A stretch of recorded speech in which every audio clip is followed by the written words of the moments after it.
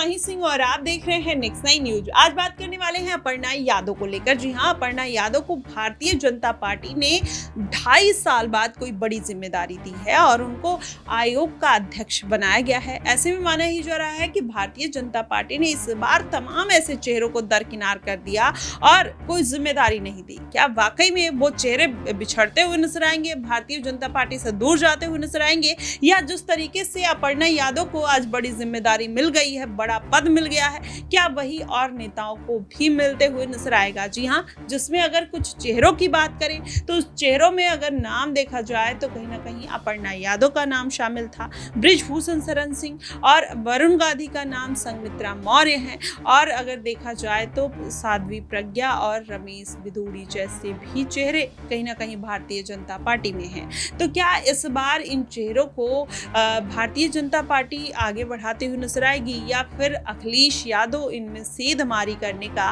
प्रयास कर सकते हैं? वहीं दूसरी तरफ देखा जाए, बृजभूषण शरण सिंह को लेकर जो पूरा मामला निकलकर सामने आया था, उसमें कहीं ना कहीं वो पूरी तरीके से फंसते हुए नजर आए। हाई कोर्ट ने बृजभूषण शरण सिंह को फटकार लगाई, उसके बाद कहीं ना कहीं पूरा माजरा बदल जाता है। ऐसे में फिर से माना जा रहा है कि बृजभूषण शरण सिंह एक बार कहीं ना कहीं फंसने वाले हैं, क्योंकि विनेश फोगाट और बजरंग पुनिया अब कहीं ना कहीं कांग्रेस पार्टी में शिरकत करने जा रहे हैं। ऐसे में गठबंधन में अखिलेश यादव हैं। अगर भारतीय जनता पार्टी छोड़कर बृजभूषण शरण सिंह अखिलेश यादव के साथ जाते हैं तो क्या वो इज्जत, वो सम्मान उनको मिल पाएगा?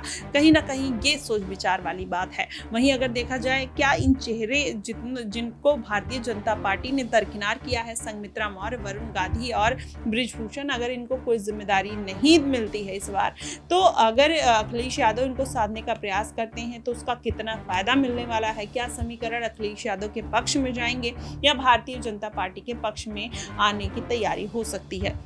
हालांकि अगर अपर्णा यादव की बात की जाए तो अपर्णा यादव को लेकर लगातार ये अटकलें लगाई जा रही थी कि करहल सीट जैसे खाली हुई कि अखिलेश यादव वहां से अपर्णा यादव को चुनावी मैदान में उतार सकते हैं। हालांकि ऐसा नहीं देखने को मिला।